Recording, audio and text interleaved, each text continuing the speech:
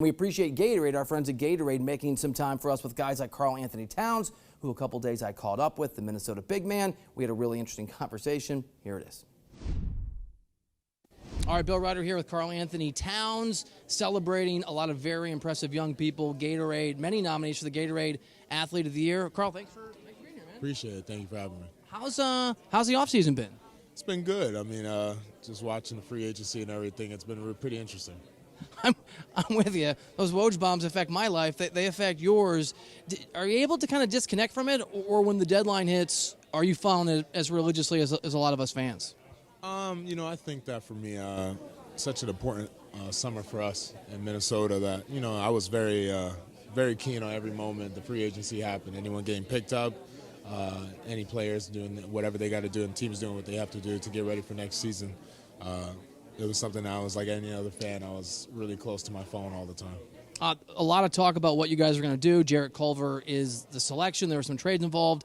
Have you talked to Jarrett? Do you know much? Have you given much thought to how you think he can help and fit in with what you guys want to accomplish? Yeah, I think that Jarrett, I've actually been able to talk to him, hang out with him, understand who he is as a person, as a player, and also see how he is as a player during some workouts. So he's a great player. He's very talented. Sky's the limit for him.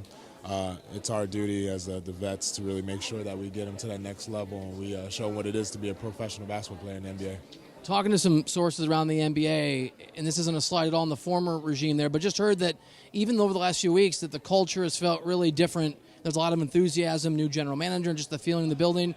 Can you give us a sense of how much that reflects what you're experiencing?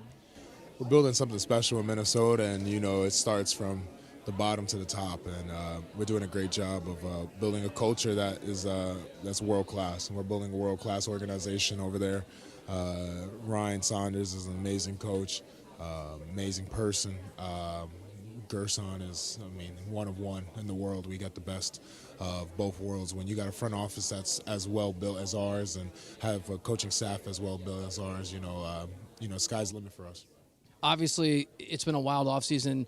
LeBron James has Anthony Davis now. Kawhi and Paul George are Clippers. Utah got better. Portland's still there. They added some really interesting pieces. Whiteside's a nice addition for Neil O'Shea, the GM. I could go on and on. But obviously the West is tough.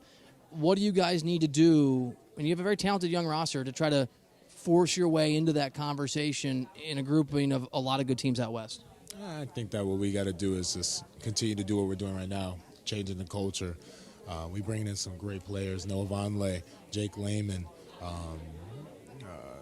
You name it, we're bringing in a lot of great players, and we got to continue doing that. I think that we've already made huge strides into being the team that we want to be next year, and it started now, so we're getting ready. You and D'Angelo Russell are friends, and there's friendships, there's teammates, and sometimes there's both. Some talk maybe D'Lo might go that direction. He didn't, obviously, but have you talked to him much just about his experience? Because obviously he's in a different part of the country now, different team. Yeah, we talk all the time. I talked yesterday, day before. That's my guy, that's my brother. So I'm just happy that he got what he wanted and he got everything he could ask for. That's all it is at the end of the day. You're given so much time, so little time to play this game professionally. You just want to get the most out of it, and he's definitely doing that. I'm very happy that he's happy. How do you think the fit for him will be with what's obviously been a very successful, although new-look Warriors team? It's going to be interesting. We're all going to go watch out. I know the one thing is that he puts the work in, and he's a great teammate, so he'll make the best of any situation. We've had this argument on this show and on the radio show that I host, whether parity is good for the NBA or bad. Whether people like it or don't like it, it feels like it's here. Is that right? As a player, do you look at the landscape now and feel like there is some distribution of the talent in a way we haven't seen the last 5 years or so? I think that it kind of is, but it really isn't. The West is still where everyone is, so it's great to be part of such a jungle that is the West, because it makes the competition, it makes those games even more fun when every game matters so much more. I'm just happy that I get to go and compete against the best of the best every single night. And there's always a balance when you have time off, taking some time off, working on your game. What has your offseason been in terms of getting some time for Karl-Anthony Towns and also working on whatever it is you want to work on the basketball side? Life is all about balance.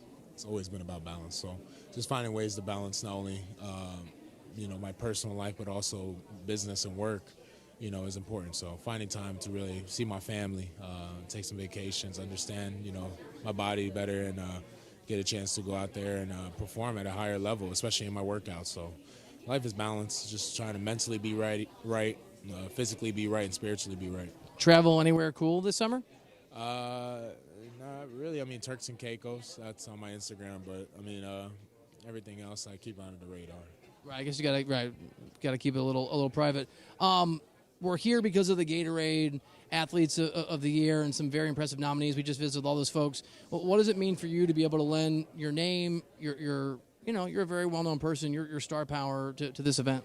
I mean, I'm just so honored to be here. I remember being here and being these guys and sitting in these chairs and being so honored to be here and being so happy. And, I just try to tell them all the time is just to enjoy this moment. You don't get this moment back. There's not going to be another. You never know if you'll get another chance to be sitting in these chairs or to be talking to these well-respected reporters. So enjoy it, soak it all in, and have fun. All right, before we let you go, I know it's a crowded day for you. The last few years, most people would have pointed to the Warriors as the favorite. Maybe if Kawhi stayed with the Raptors, they'd be the favorite. When you look out at the landscape, excluding your own team, do you see a team or two or three that you think as currently constructed are, at least right now, the team to beat? Everyone could be beat. That's the greatest thing about basketball. I mean, the old school Warriors, the Believe Warriors, all these guys, all these teams you could think of, and anyone could get beat. It's all about the unity of a team and the willingness to sacrifice for each other, and that comes with a culture. And that's why it's so important what we're doing now in Minnesota, because we're building that culture, and we're going to be that team that surprises a lot of people. Karl-Anthony Towns, thanks to you and thanks to Gatorade for making you available. Appreciate it. Thank you. Appreciate it.